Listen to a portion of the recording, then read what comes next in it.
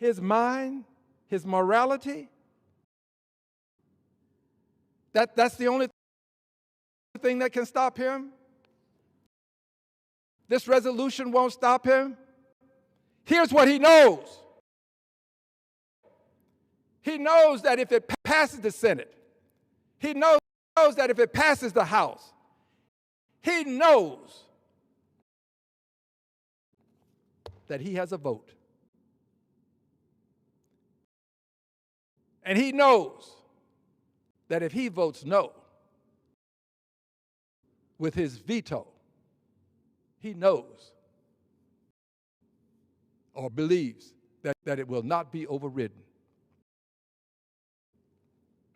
Well, I still say this is the right thing to do. I say this because you cannot allow a president to do what he has done in terms of going to another country, bombing the country, to do this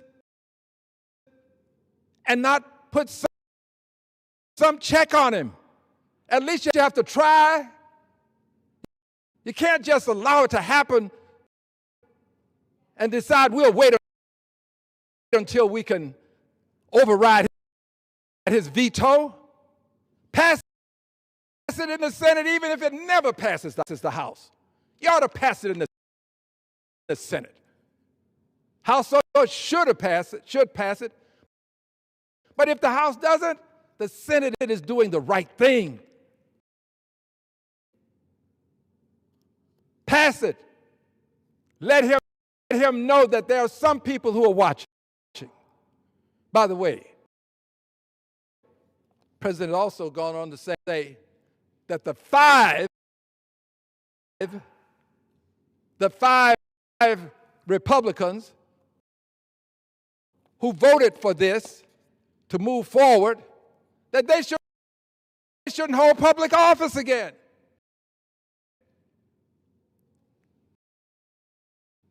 Threats and intimidation. This president spells the word respect, F-E-A-R. That's respect. He wants people to fear him. I don't fear you, Mr. President. I'm concerned about your behavior. I'm concerned about what you might have your underlings in some way do to me.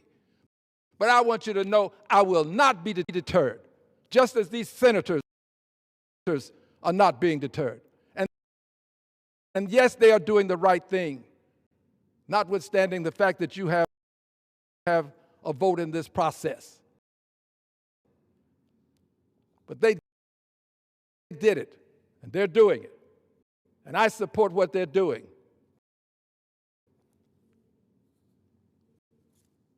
The president, in doing what he's done, is doing the following. He's using the noble ends, not always noble, to justify ignoble means. Noble ends to justify ignoble means. That's what's happening in Venezuela. Only it is noble ends to justify unconstitutional means. I think some senators seem to agree with me on that. Unconstitutional means to justify what are perceived to be noble ends. The president of Venezuela is a part of this, but it's not about him. It's about the Constitution. It's about whether we will have a Constitution. If we're going to allow what are perceived to be noble ends to justify justify unconstitutional means, at some point the Constitution of the United States of America will become meaningless. Noble perceived ends to justify unconstitutional means. The president should have brought this to the attention of the Congress. He did not do so. He did, however, bring it to the attention of the oil companies. Have the oil companies replaced Congress in the United States of America? Is what they think more important than what we think, given that the Constitution has given us the authority to declare war?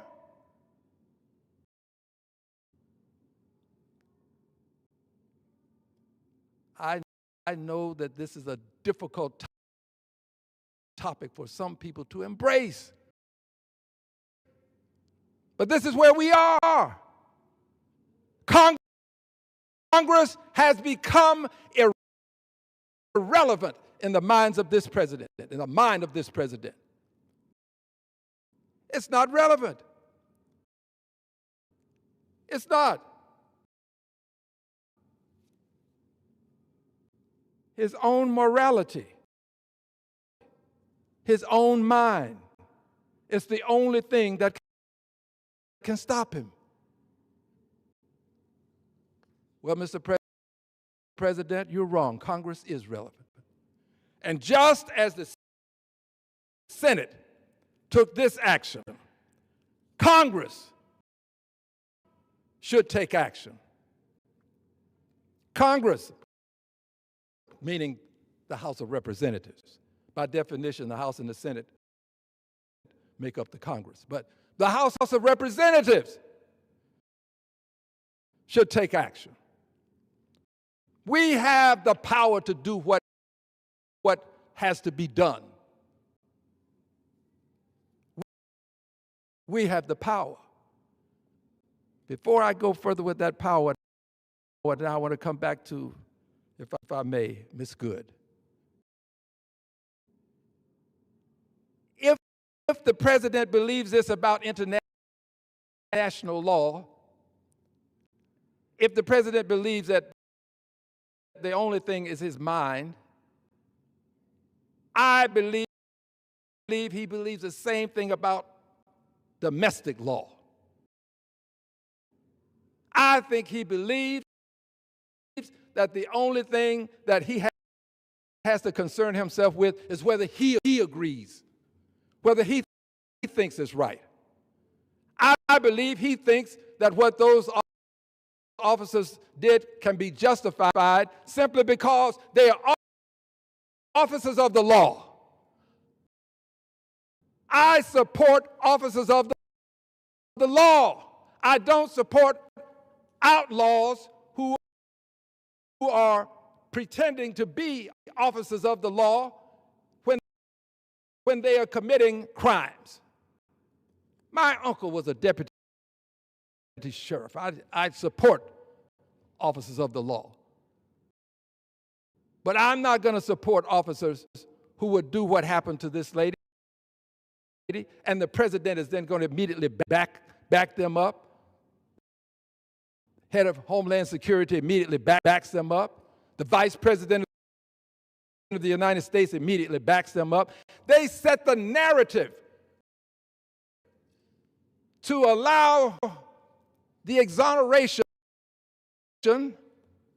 of the persons who did these dastardly things.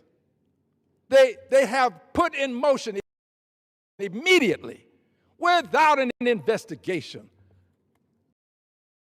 Well, you say, well, you didn't investigate, Al. No, but I'm investigating by virtue of seeing what happened and having read news articles and having looked into it. They didn't do as much. Just immediately concluded that this lady was a terrorist. I'm not a terrorist, but if you can conclude that she is, I'm not sure that anybody is safe from being captioned, labeled, designated a terrorist. I'm not sure. So I'm standing up for her today. I'm standing up for the American people today. I'm standing up for those good law enforcement officers who would have approached that lady with a kinder gesture, not as bullies, who would have approached her and simply said, "Ma'am, would you please step out of the car?"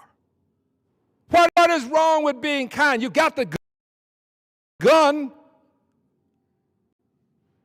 What is wrong with being respectful? No, the president, as a bully, has passed on his tendencies to those who are under him. It starts at the top. The tone and tenor starts at the top. It starts with a bullying president. So now you have officers who believe that they can bully people into doing things. I imagine this lady was frightened. I would have been rushing up to me, mask on, get out of the effing car. That may have been the last thing I'd want to do. May have been the last thing she wanted to do. So the president, in his thinking, believes he is above and beyond the law, whether it is international law or whether it is domestic law. That's his thinking.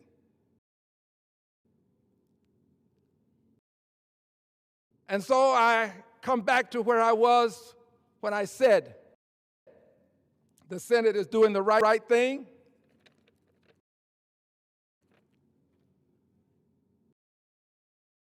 They are. And I said the House should do the right thing. And we can. And the president fears what the House can do. He fears it because he knows that this is where an indictment can take place. Right here in this House.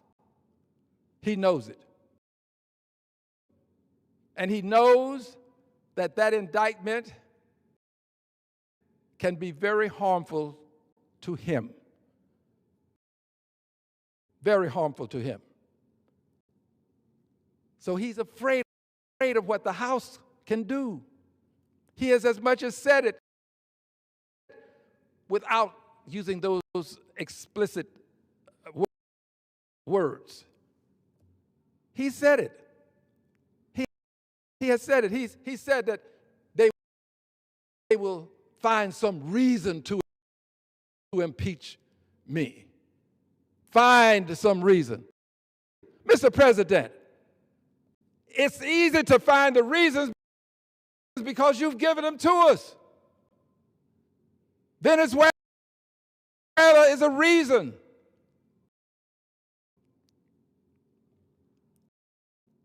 We don't have to look very far or very hard to find the reason. It's right before our eyes.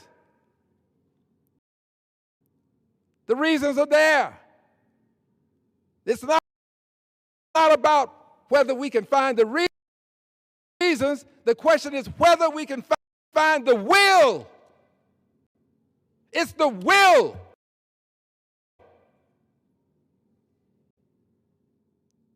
Do we have the willpower to do what should be done? And I'm talking about bipartisan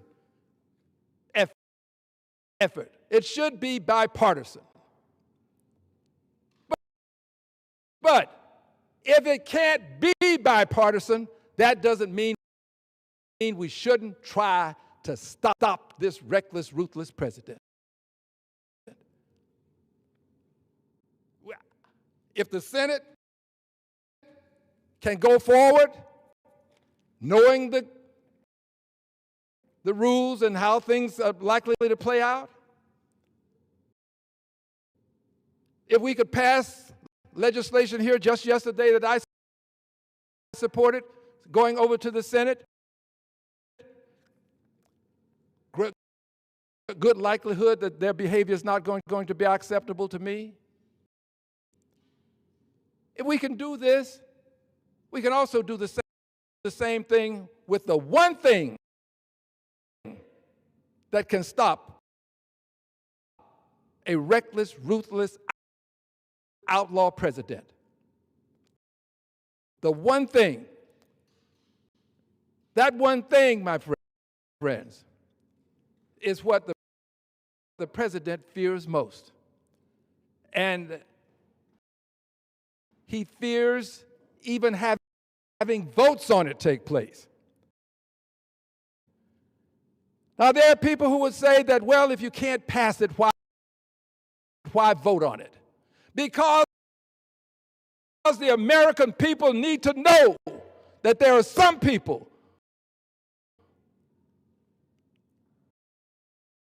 who see the wrong and who are willing to take a stand against the wrong. They see the injustice and they're willing to take a stand against the injustice, even when that stand may not result in what is the desired end, a noble end, a noble cause, ought not be avoided simply because you can't bring it to fruition today. Ought not be. Yes, this thing that we can do is almost sacred. Yes, it requires considerable thought. Yes, this is something that we should do when we have the evidence. Well, friends, I guess the evidence is comparable to the evidence that we had on January 6th when we saw it before our very eyes. After all, this is an indictment here. The trial will take place in the Senate. So there's just this one thing that he fears. And he's very much concerned about it and what we will do. Well, I can't speak for anybody else. I don't speak for any of my colleagues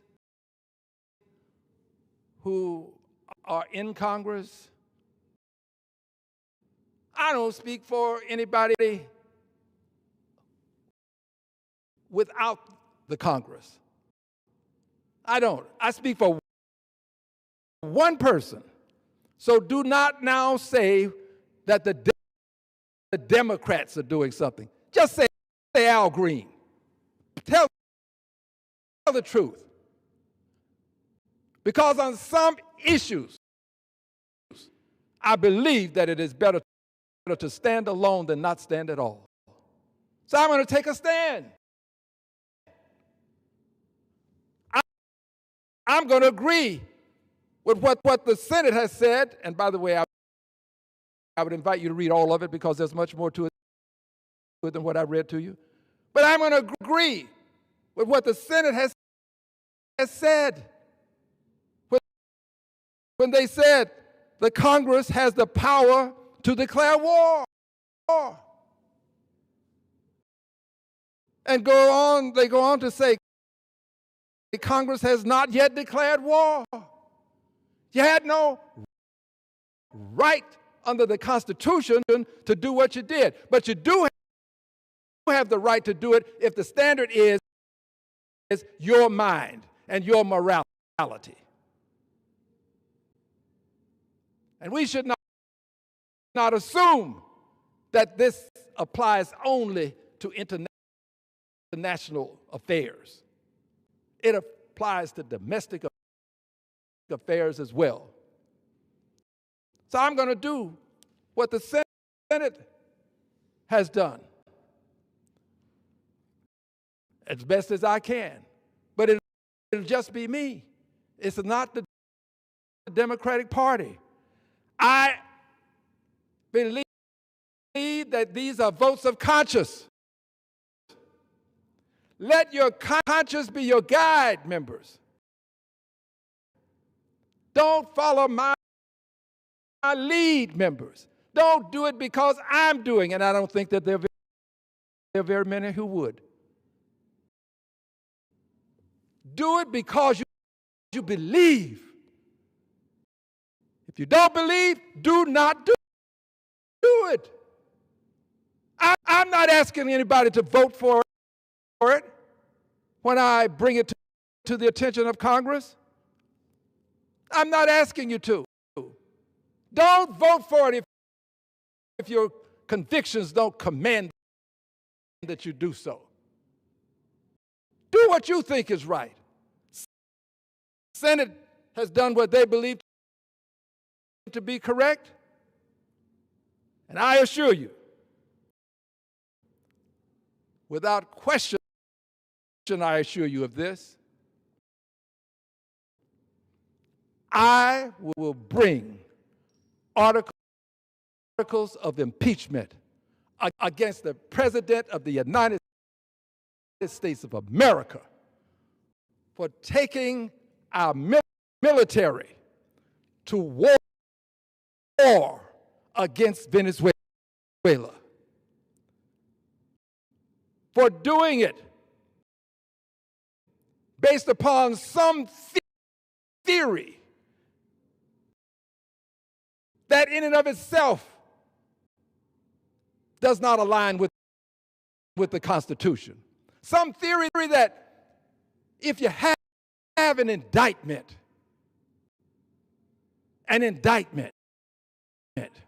you can now send in the police or the Justice Department and various officers associated. You can send them in to do something, in this case to seize the president of a country, and use the military to back them up. And I marvel at how people will say, well, they did it in Panama. If we did it in Panama, we can do it here. God, the list is endless of things that have been done that were wrong, that at some point we had to stop. It was wrong to bring folks to this country in chains. They thought it was lawful at the time, I suppose, in their minds. But we stopped it. So regardless as to what has happened prior to this second in time, I say to you that the Constitution still rules. The Constitution is above indictments. Constitution is above the things that are in the mind of a president that he believes would give him the authority to do these things. It's the Constitution that counts. And if you're going to have a Constitution, you have to make it count. It doesn't count because the words are on paper. It's how we react and behave in response to the words that are on paper. It's the Constitution that counts.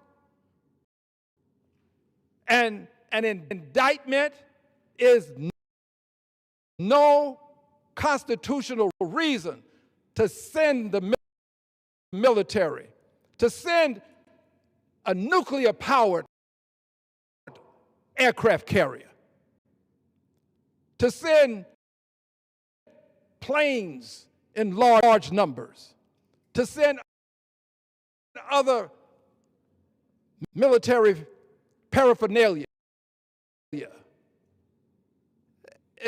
Indictments don't accord you that, Mr.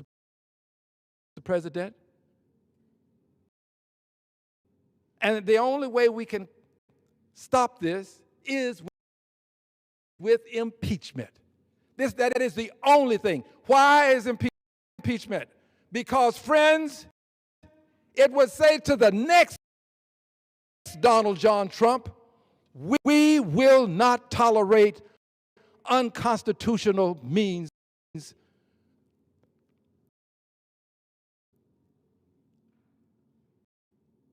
that are justified. You can't decide that you are going to use some sort of means justifies the ends theory to go to war.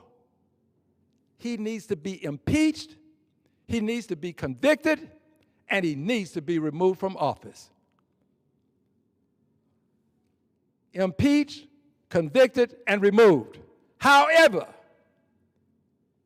if we can't do it now, that doesn't mean that the process can't start now.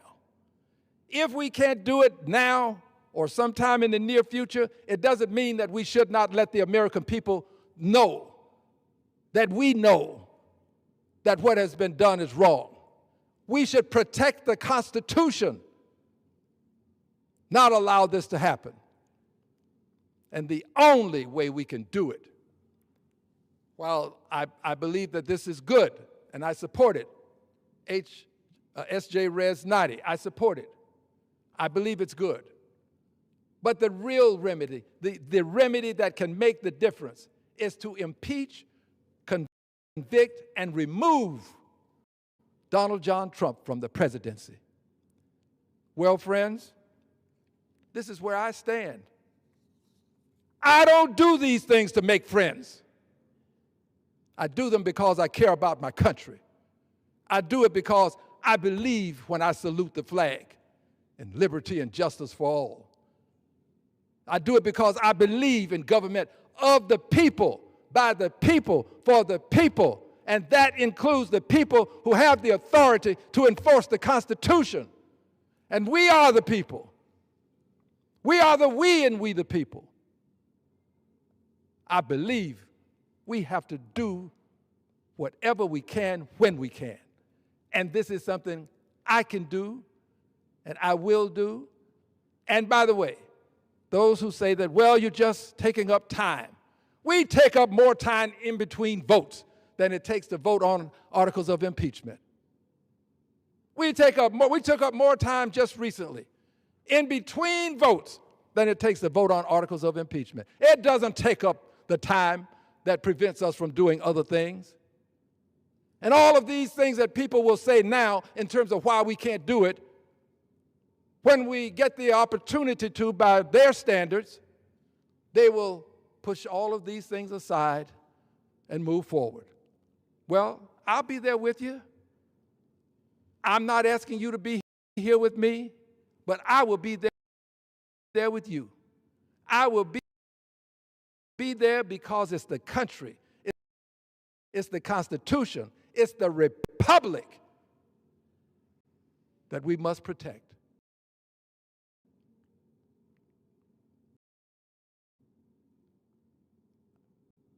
I promise you, friends,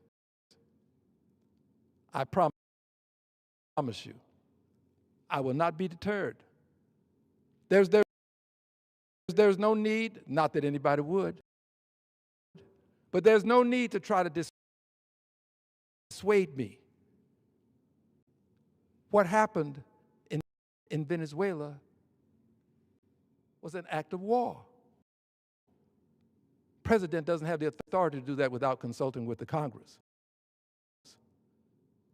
the Congress may very well conclude that you shouldn't do it. Maybe the Congress doesn't want to take over Venezuela. Maybe the Congress doesn't want to do this to provide the oil companies with greater revenues. Maybe the Congress has a different point of view. Your point of view is but one. The Congress has a right to have its point of view recognized as well.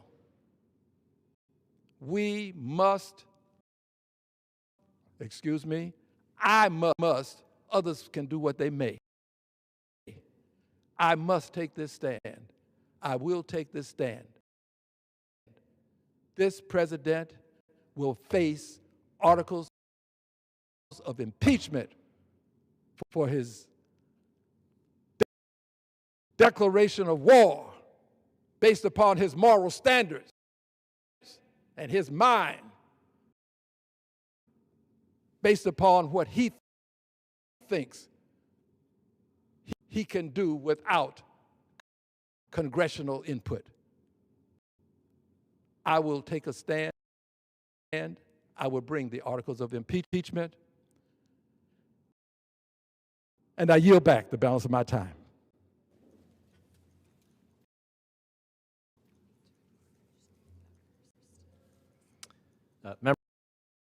Members are reminded to refrain from engaging in personalities towards the president and direct their comments to the chair.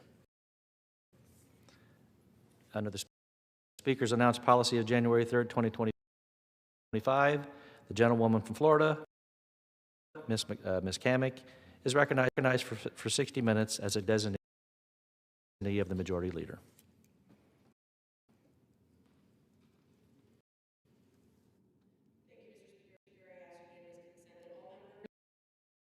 Have 5 legislative days in which to revise and extend their remarks and include extraneous material on the topic of the special order.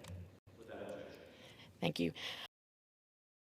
Mr. Speaker, I rise today to recognize an exceptional public servant, a trusted leader, and a dear friend to myself and everyone around him, Alachua County Fire Chief Harold Theus. Chief Theus was recently named Florida's Career Fire Chief of the Year, an honor that truly reflects his lifetime commitment to service, leadership, and his community. For many years now, Chief Theus and I have worked side by side on issues that matter deeply to our Alachua County community, whether it's public safety, emergency preparedness, disaster response, or ensuring that our first responders have the tools, training, and support they need to do their job safely and effectively. Harold is there. Through hurricanes, wildfires, medical emergencies, and moments of imaginable loss, Chief Theus has been a steady and trusted presence, quite literally the definition of a phone call away. Under his leadership, Alachua County Fire Rescue has set a standard for excellence, emphasizing readiness, innovation, and above all, care for the very people who wear the uniform every single day. Chief Theus understands that a strong department is built by investing in people, by mentoring young firefighters, prioritizing safety, and fostering a culture where every team member knows that they matter. That kind of leadership doesn't happen by accident. It comes from lived experience, from showing up day after day, and with the understanding of the weight of responsibility that comes with the badge. I also want to speak personally for a moment. As the wife of a first responder, I know the quiet sacrifices that families, particularly fire families make. The missed holidays, the overtime shifts, the late night calls, the constant awareness that danger is just always part of the job. Leaders like Chief Theus don't just protect communities, they look out for our fire families too. Chief Theus understands that behind every firefighter, there is a family praying for a safe return. Mr. Speaker, Florida's Career Fire Chief of the Year is simply not an award for operational excellence. It is a recognition of character. It honors someone who embodies integrity, resilience, and service above self. And Florida being the third most populous state in the union, that is one heck of an achievement. For the people of Alachua County, Chief Theus is more than just the fire chief. He is a leader in a time of crisis, a team builder, and a man who has earned the trust of the community that he serves. For me, he is a friend, someone whose counsel I value, whose commitment I admire, and whose example reminds us all of what public service is meant to be. So today I ask my colleagues to join me in congratulating Fire Chief Harold Theus on a well-earned recognition and to thank him for his service. On behalf of the families that he protects, the firefighters that he leads, and the community that is safer because of his service, thank you, Chief Theus. May your example continue to inspire the next generation of first responders.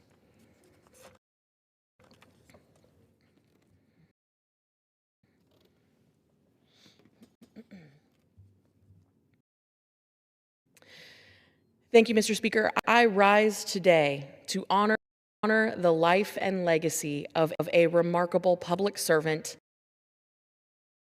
trailblazer, and beloved member of our Ocala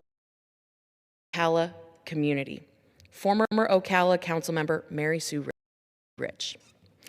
At the end of last year, at the age of 85, Miss Mary Sue Rich, she passed away. Miss Mary left behind a legacy that helped shape the city of Ocala for generations. She was a woman of courage and conviction, and her life reminds us that progress is often driven not by loud moments, but by steady, faithful service over time. In 1995, Mary Sue Rich made history when she became Ocala's first Black City Council member.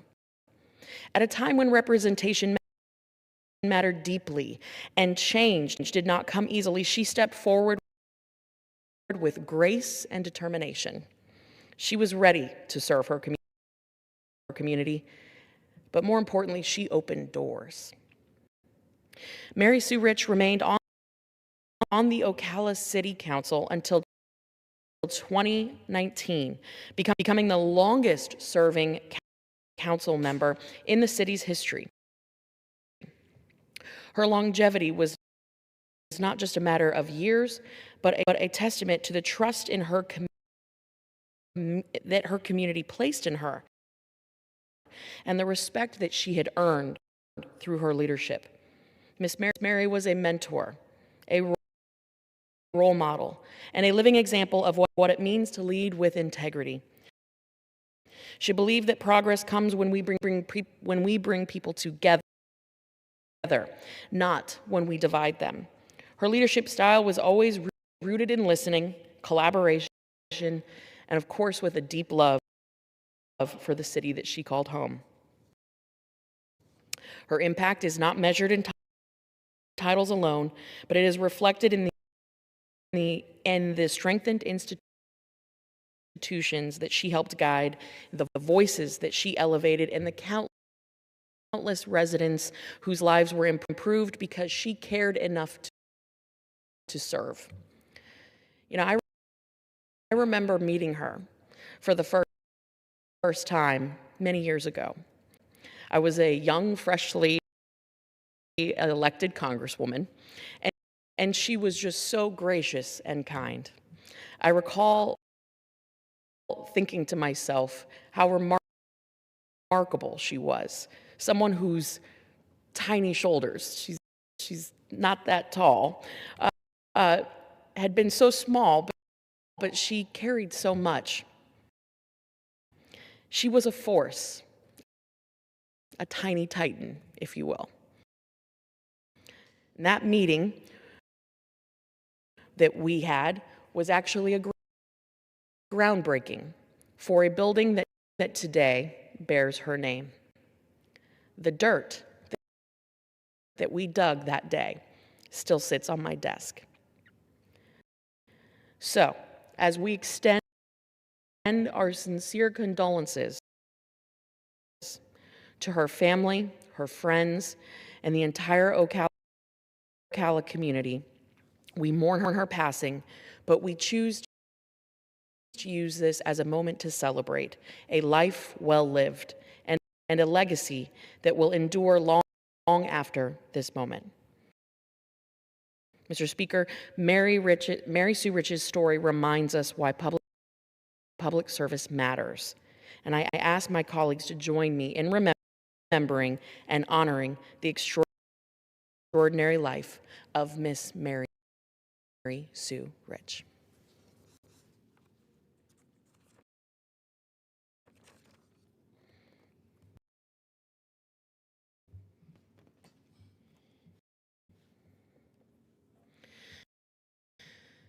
Mr. Speaker, I rise today with a heavy heart to remember the life and service of James Bennett, a devoted public servant from Baker County, Florida, whose life was tragically cut short. His sudden loss is a painful reminder for how fragile life can be.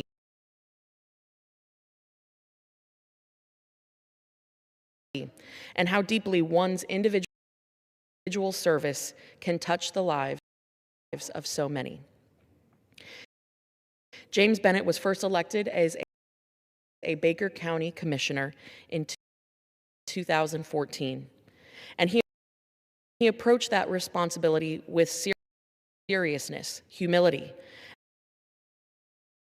and an unwavering commitment to the people that he served.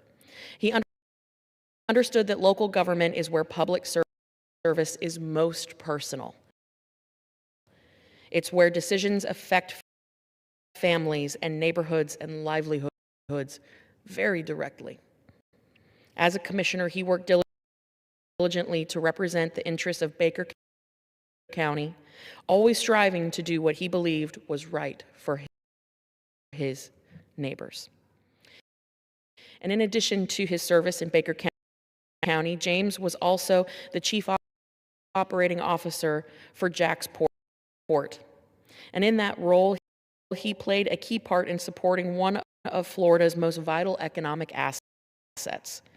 The Port of Jacksonville is not only a driver of commerce and trade, but a source of countless jobs, thousands of jobs, and a support system for families all across Northeast Florida.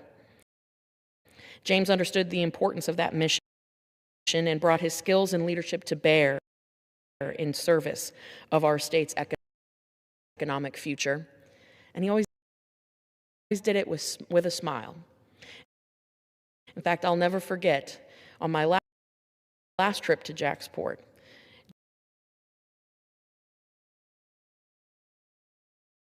James put on a good smile one that he probably would have busted into laughter if he could have, as I drove one of the cranes in a dress. And for those that know about those cranes in our nation's ports, they're very tall, and they tend to have some interesting components. But he was a great sport, showing me all of the latest things that they were doing at Jacksport. You know, beyond titles and positions, James will be remembered most for his character. He was somebody who believed deeply in public service, and he respected his fellow elected officials. But more importantly, he listened to his constituents, the people who had elected him. He was always working to try to find a solution or an opportunity that would make Baker County stronger. His passing is felt deeply by his family, his friends, his colleagues, and of course, Baker County. They have lost a leader, a neighbor, a friend, someone who cared deeply about a place that we call home. To his loved ones, I extend my deepest condolences and prayers for them during this very difficult time. No words will ever do justice for pain and loss, but I hope they find comfort in knowing that James' life and his service truly mattered, and that his contributions will not be forgotten. Mr. Speaker, today we pause to remember James Bennett, not only for how he died, but for how he lived. It dedicated to service and dedicated to his community. His legacy is reflected in the work that he did and the people he served. May we honor his memory by continuing to serve with the same integrity, humility, and dedication that James demonstrated throughout his life and his career.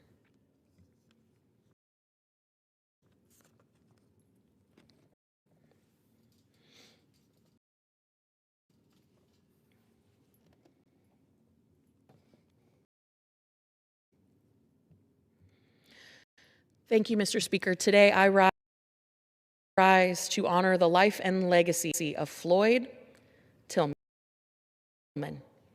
or as most of us know him, Sonny.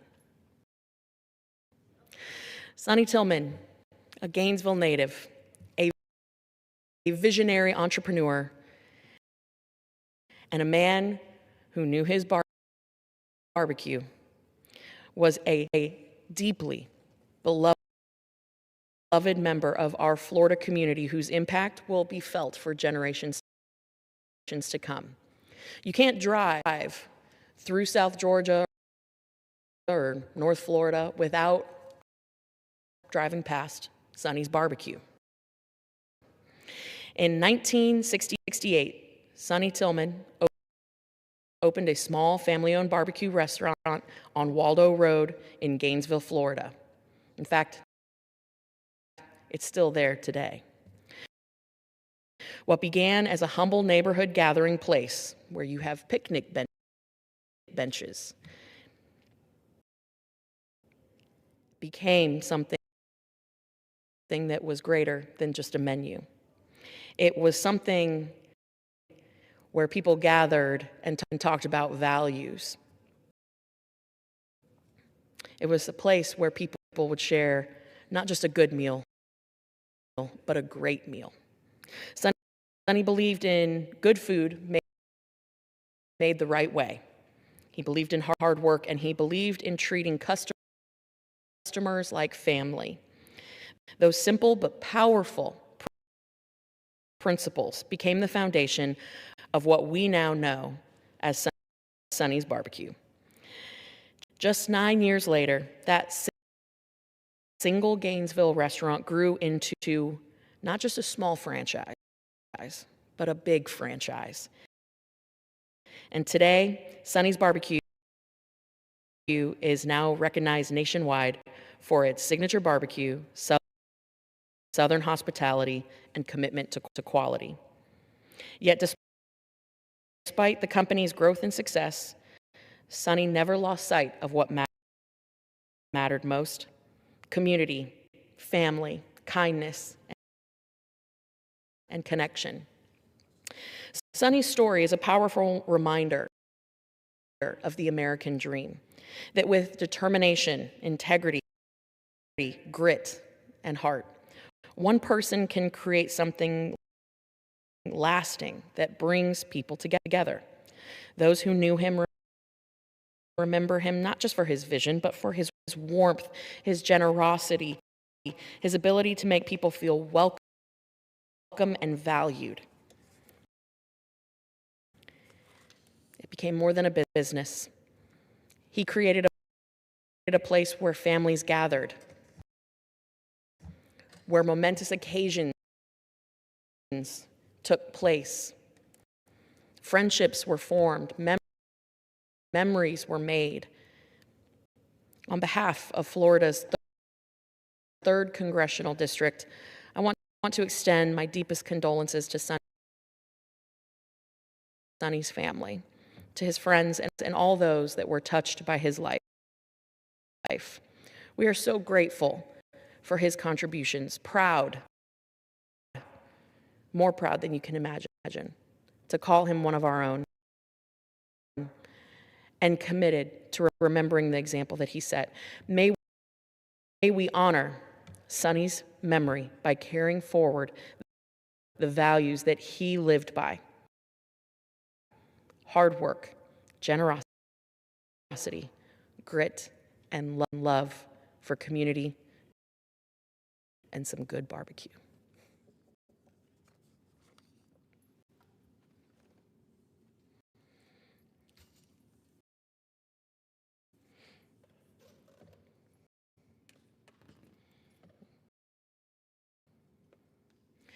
Thank you, Mr. Speaker. I rise today to recognize and honor the life and legacy of former TV20 Chief Meteorologist Bill Quinlan.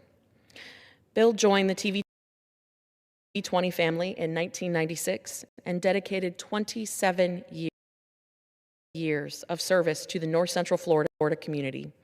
For the many families in our region, Bill was more than just the weatherman. He was a familiar face that became part of people's childhoods. Childhoods like my own husband, who grew up watching Bill every single day. Quite literally, generations of viewers have grown up watching Bill, trusted his forecast before school, and planning weekends around his predictions. But beyond the forecast, Bill was a trusted voice and a steady presence during moments of uncertainty. In a region and neighborhood like ours, often impacted by severe storms, hurricanes, and extreme weather, meteorologists, they play a vital role in protecting lives and property.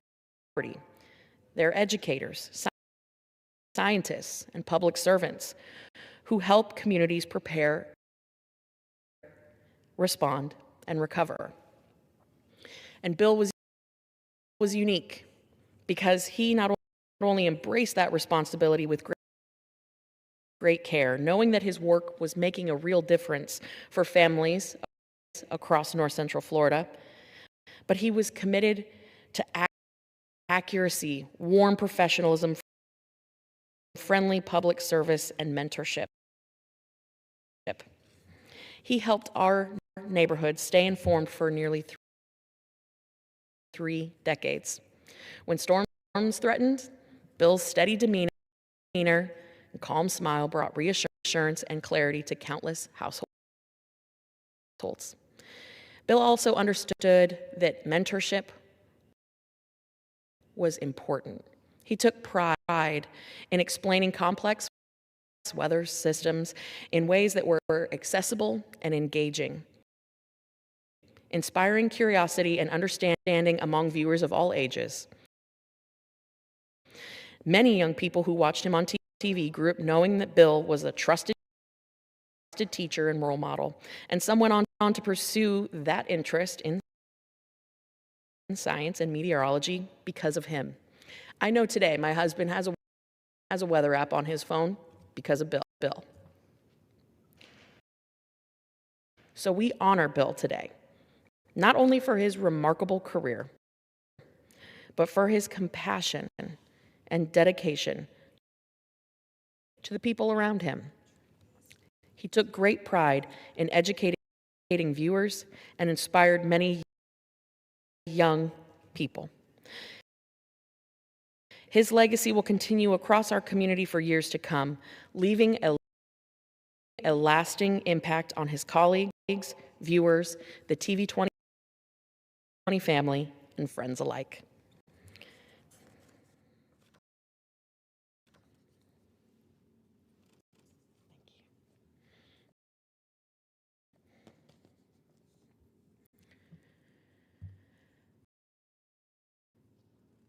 Thank you, Mr. Speaker. Today, I rise to honor the life and service of Doug LaMalfa. He was not just a member of Congress, but more importantly, a farmer, husband, father, and friend.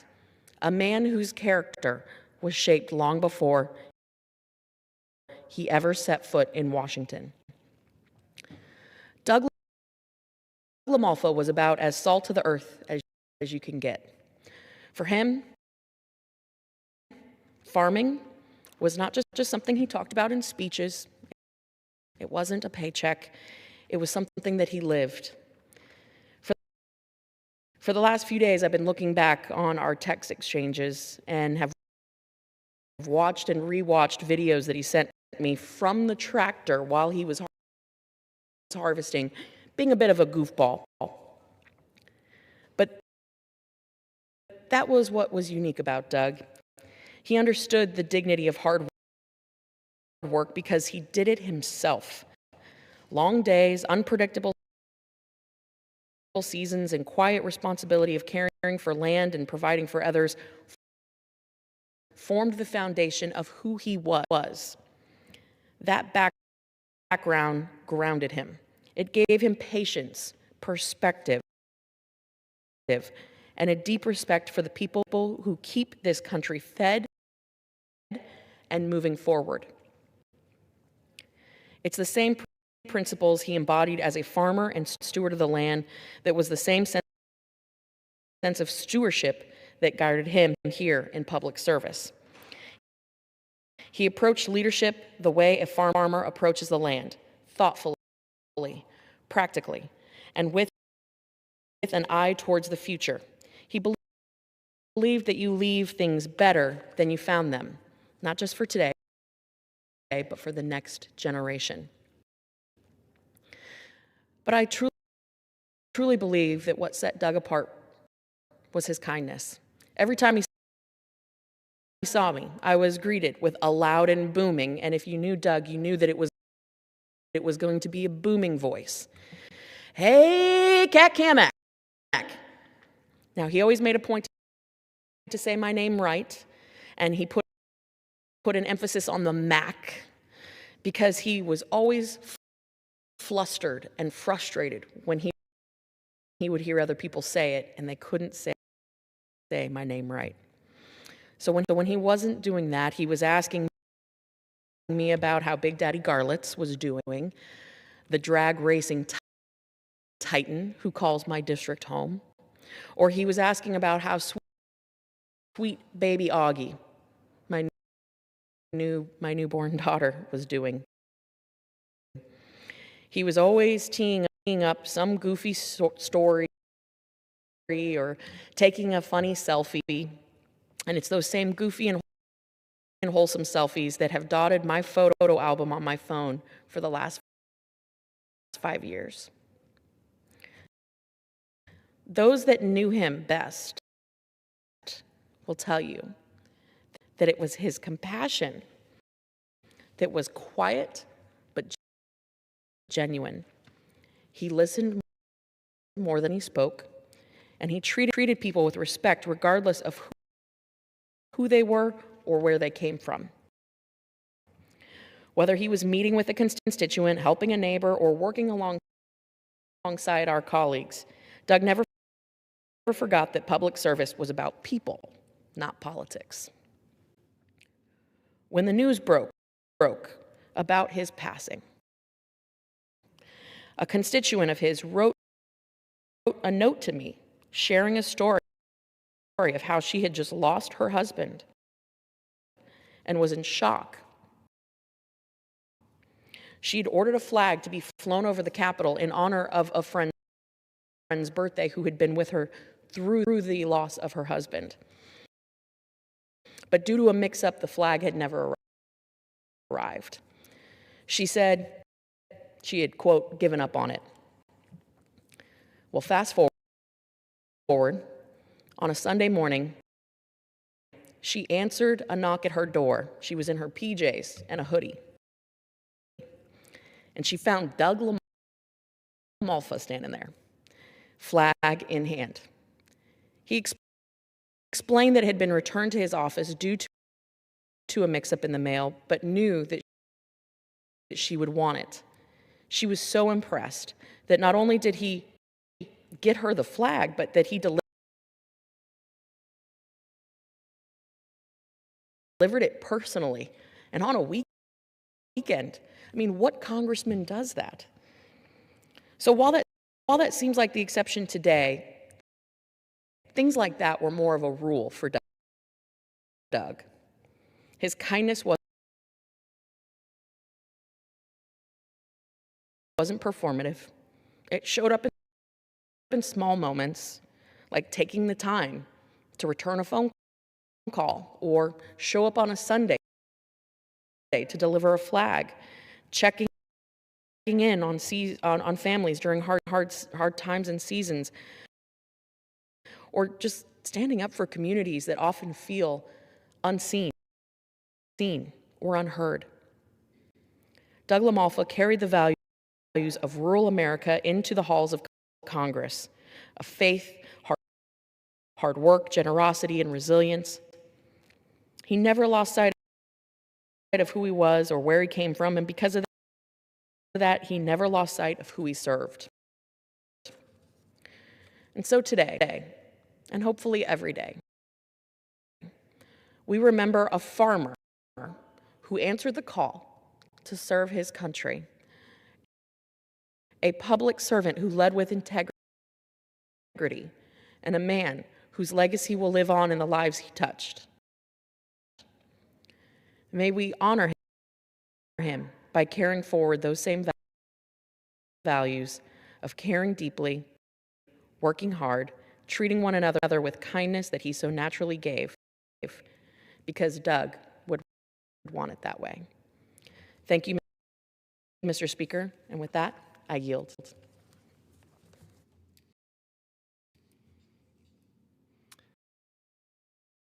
Under the Speaker's announced policy of January 3rd, 2025, the chair now recognizes the gentleman from California, Mr. Kiley, for 30 minutes.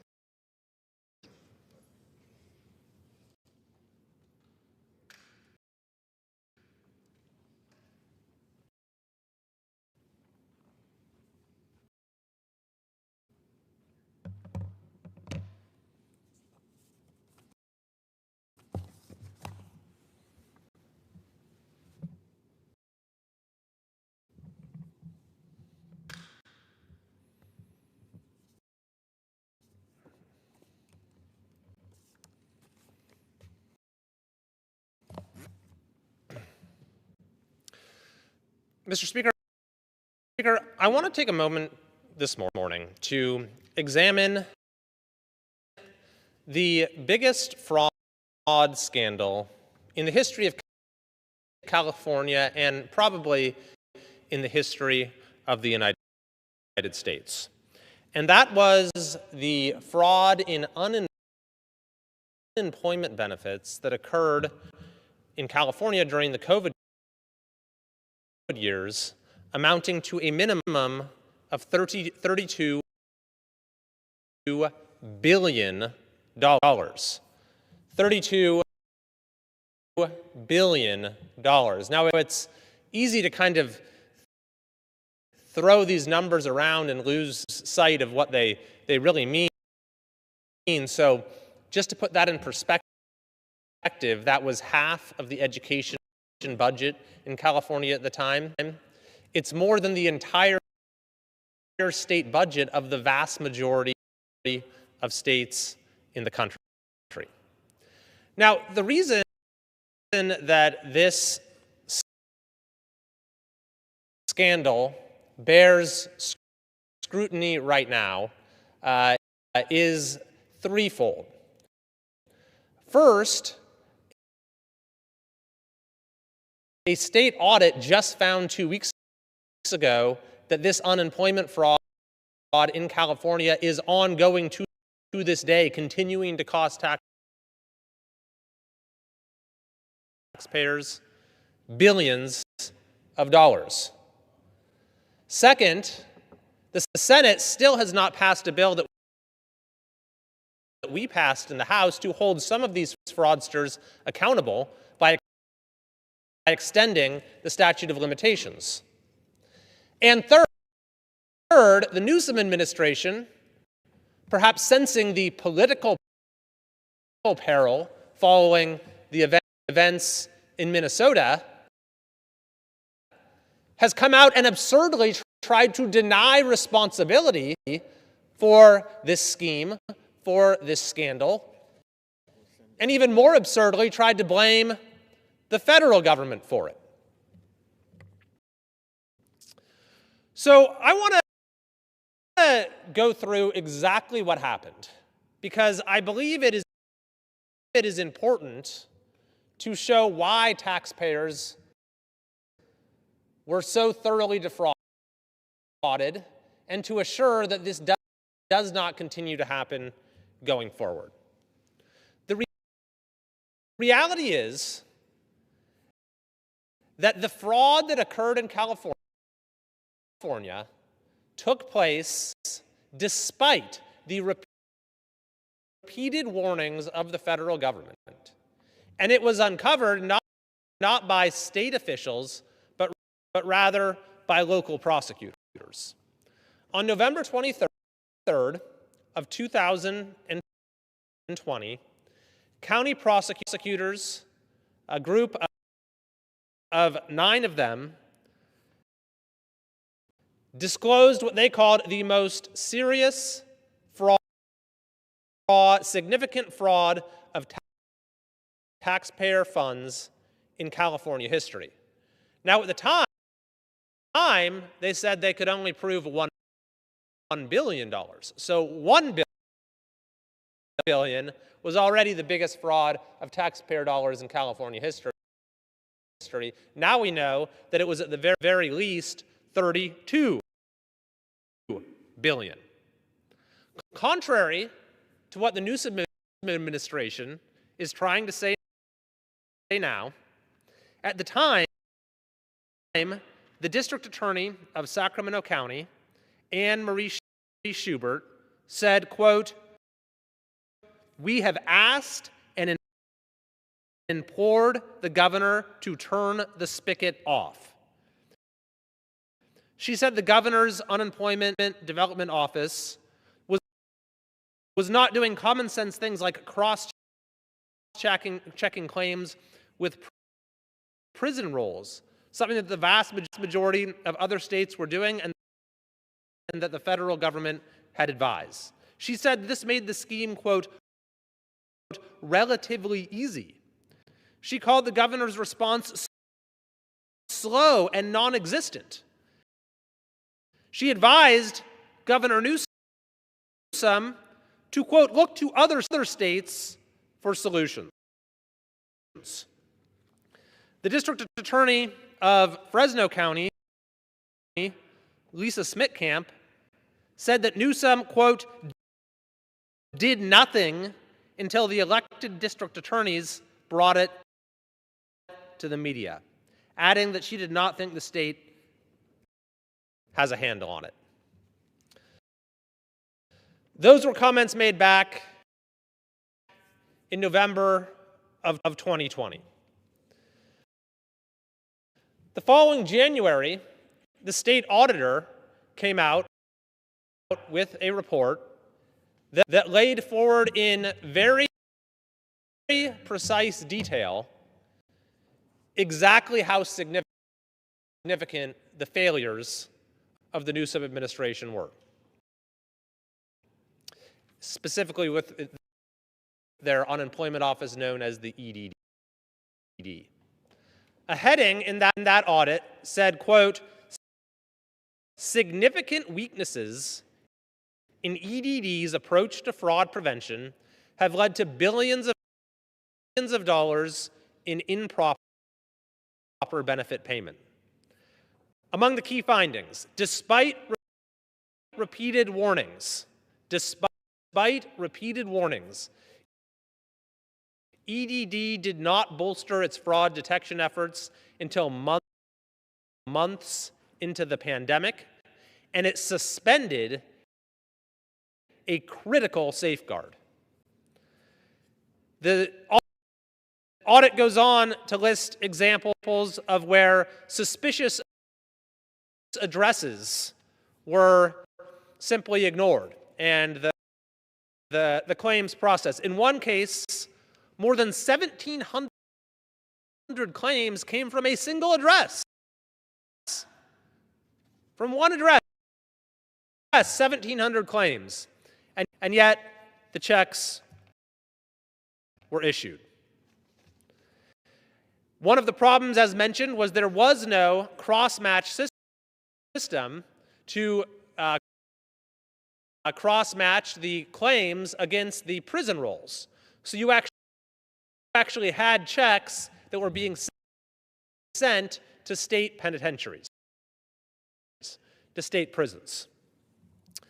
Here's a timeline of the aforementioned warnings that actually came from the federal government. Now, this is significant again because the Newsom administration is now claiming somehow that it was California that warned the federal government, when in fact it was exactly the opposite. And other states followed these warnings. California didn't.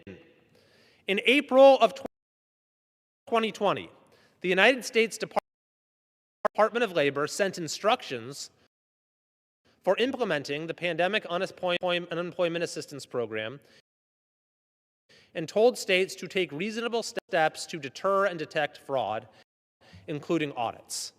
The following month, in May of 2020, there was a second notice from the U.S. Department of Labor, a warning to states to maintain the integrity of the unemployment program.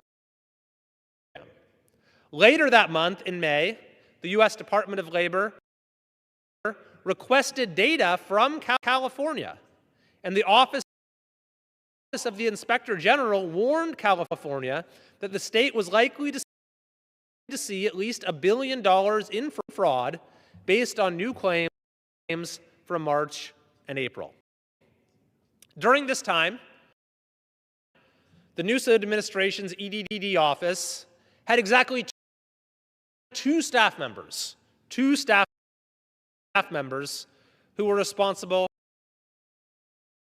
for reviewing suspicious claims. Newsom's EDD also allowed the backdating of claims until September of that year. So if you were a fraudster, you could simply claim that you had worked a certain number of weeks, previous weeks that had already passed, and there was no verification needed at all. The problem of suspicious addresses got even worse. The audit reports there were 26,000 addresses listed as suspicious, with 500,000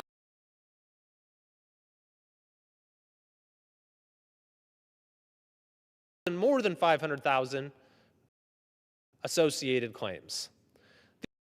The audit concludes our review illustrates that EDD continues to pay claims despite having evidence that they are very likely fraudulent.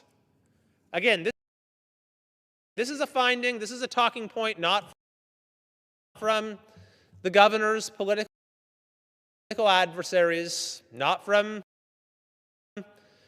people on social media. This is a report from the nonpartisan California state auditor in January of 2021, saying that our review illustrates that EDD continues to pay claims despite having evidence that they are very likely fraudulent. The audit continues that between March of 2020 and early January of 2021, more than 2.2 million claimants did not satisfactorily answer requests that they provide identity verification. In fact, there was another problem that then emerged from this, that people became victims of identity theft. And then they ran into issues like they had to pay taxes on wages they hadn't actually received. As mentioned, the audit also notes that EDD was unprepared to detect and handle the hundreds of millions of dollars in fraudulent claims associated with incarcerated individuals. I mean, how crazy is that? That you had claims coming in from state prisons, and those claims went out hundreds of millions of dollars. As the auditor says, as we described throughout this report, EDD's approach to fraud prevention and detection demonstrates the weaknesses caused by its, quote, poor planning and program management. Local media reports at the time substantiated all of these claims, including in publications like the Sacramento Bee and the Los Angeles Times. What's even worse is that the criminals who were purloining our state treasury of these taxpayer funds, in many cases, were using those dollars. I mean, what do you think they're using them for? We talk about waste as in this money is just squandered, but it's actually much worse than that, because the criminals who get these funds, they're not then giving them to charity. They're using them for further criminal activity. One example from the Sacramento Bee is about how these funds were used to buy guns illegally. For example, a report from the Bee reported that multiple fraudulent EDD cards were discovered along with firearms in the hands of convicted felons. Results that law enforcement officials say leads them to one conclusion: criminals are using funds from the growing EDD fraud scandal to buy weapons. Mind you, this was at a time when violent crime rates were soaring in California and far outpaced the rest of the country. Just to give you a couple examples, the Torrance police found that more than 24 people had been arrested in the fall of 2020 for alleged unemployment benefits fraud and identity theft. The 27 suspects used stolen identities to obtain over 130 EDD cards, and when they recovered these, the authorities also found $150,000 in 4 handguns, including 2 without serial numbers. The Glendale police, in early 2021, arrested a man who was in possession of a so-called ghost gun, along with drugs and several fraudulent EDD cards, along with ammunition and various drugs and other illicit items. So, to summarize, you had the largest fraud of taxpayer dollars likely in the history of the United States. The nonpartisan state auditor in California, along with nonpartisan prosecutors from throughout California, clearly identified the negligence of the Newsom administration as enabling this fraud to occur, which far outpaced anything that occurred anywhere else in the country. You then had the criminal syndicates and other criminals, more run-of-the-mill criminals, who obtained these funds, used them to spawn further criminal activity that victimized even more Californians. And now, 5 years later, the fraud continues. The administration still hasn't learned its lesson. The same state auditor just found that EDD remains one of 8 high-risk agencies in California, a number that has doubled during the Newsom administration.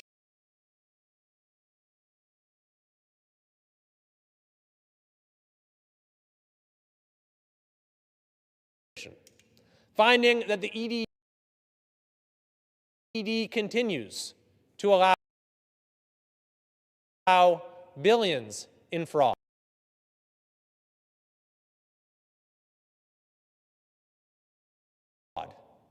Alongside billions that are being lost in fraud in connection with SNAP benefits, with improper Medi-Cal determinations,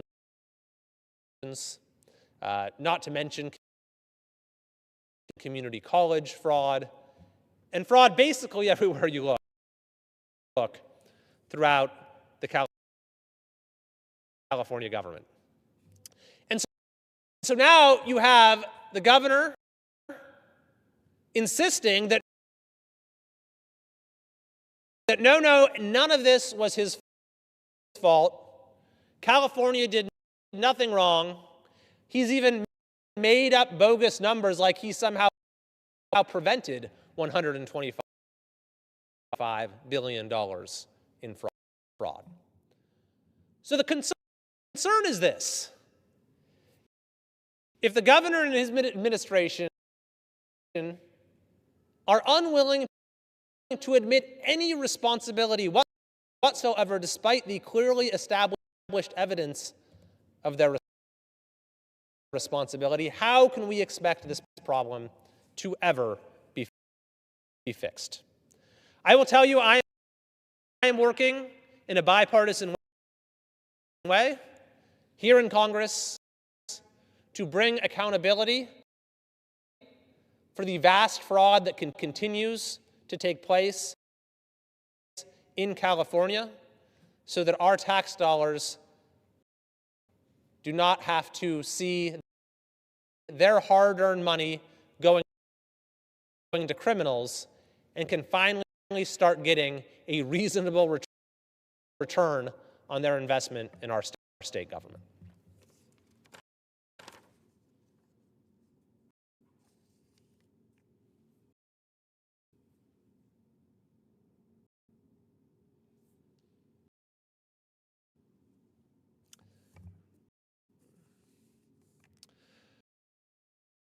Mr. Speaker, U-Haul has just released its annual growth index for all 50 states, which is a measure of U-Hauls coming in versus going out. In other words, which states are people moving out of, and which states are people moving into. For the 6th straight year, 6 years running, California is ranked 50th. So in other words, we rank first when it comes to people leaving the state. This is truly an astonishing fact. The greatest state in the country, the most beautiful state in the country, has become the most popular state to leave. This is reflected in the fact that California lost a member of Congress in the 2020 reapportionment, and we are projected to lose 4 or 5 in the 2030 reapportionment. Indeed, for 170 years of California history, our state's population grew each and every year. It was only during the administration of the current governor that trend reversed itself and the state continued to lose people. It's a very sad thing when you look at the boundless potential of our state, the unmatched beauty, the incredible people and companies and culture.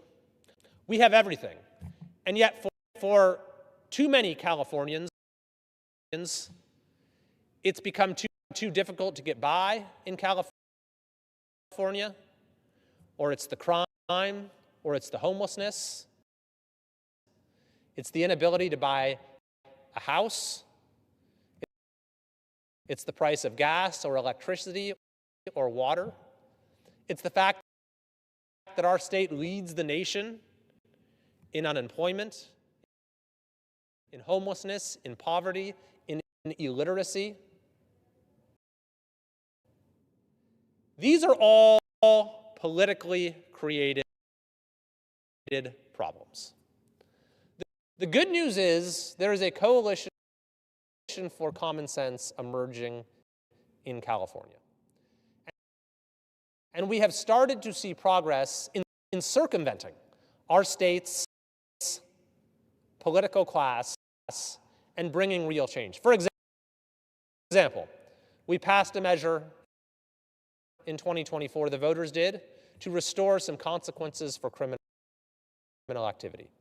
It passed with almost 70% of the vote, despite the governor and the state legislature's leaders opposing the measure every step of the way. We won a decision at the Supreme Court that has restored the ability of our communities to clear homeless encampment and assure people get into shelter and don't wither on our streets. As a result, we are starting to see some modest improvement in crime and homelessness in California. But unfortunately, we still have a long way to go in order to make sure that next year, California does not once again, for a 7th straight year, lead the nation in outbound U-Haul rentals.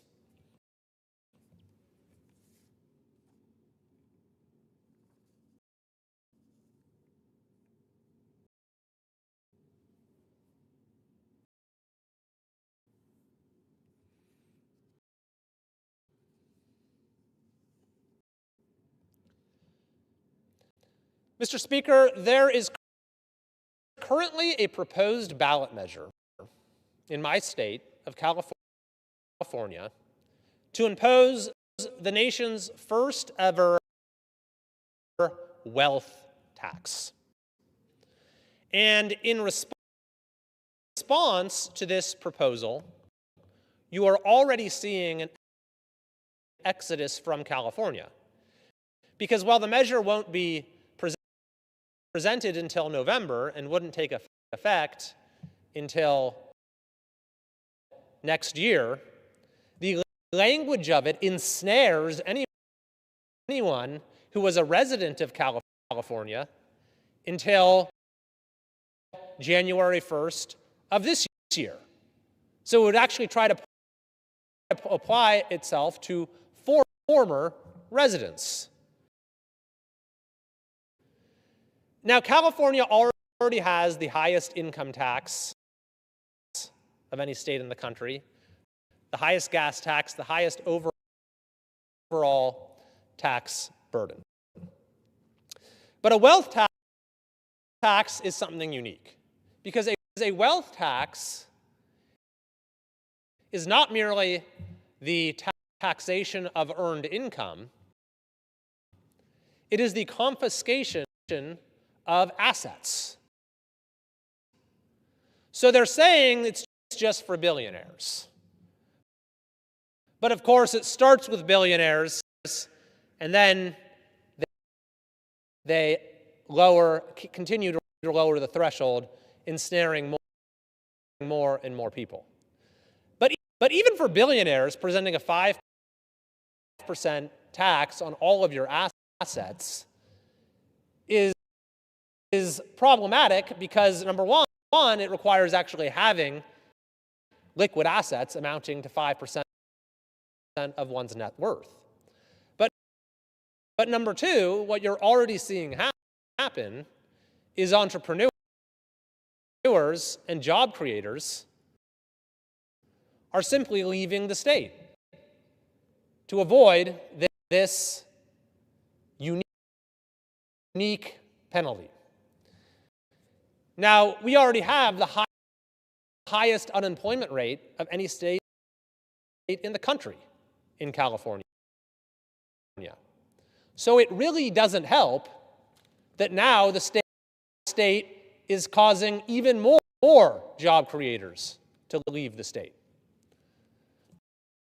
But what's especially threatening about this is that our state's tax structure is essentially a house of cards, because you have, even the governor acknowledged in his State of the State yesterday, you have a system that is incredibly volatile, where the top 1% of earners account for 50% of the tax revenue.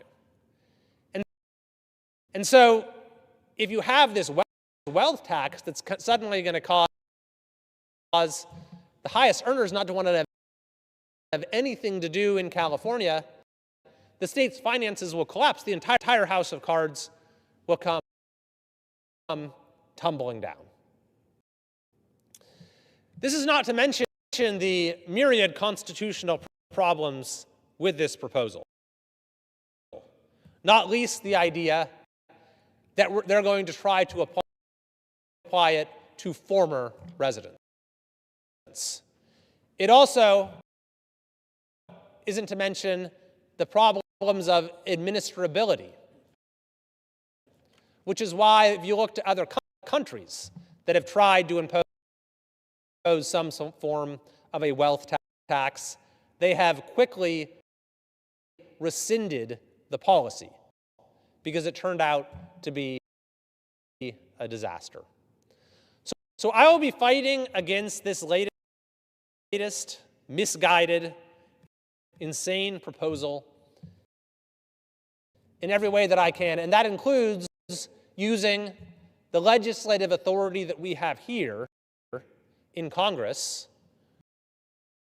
under clauses such as the Commerce Clause to prevent a renegade proposal like this from, at the very least, ensnaring taxpayers who have already went to other states. California has, for too long, gone down the road of overtaxing its citizens, over-regulating its businesses, overburdening its citizens, but this would simply be a bridge too far. Thank you, Mr. Speaker. I yield back.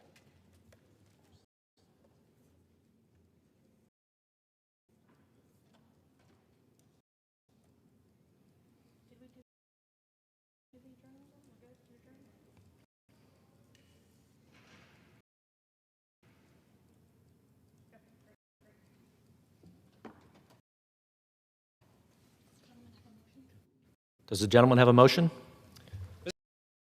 Mr. Speaker, I move that the House do now adjourn. The question is on the motion to adjourn. Those in favor say aye. Aye. Those opposed, no. No. The ayes have it. The motion is adopted. Accordingly, the House stands adjourned until noon on Monday next for morning hour debate.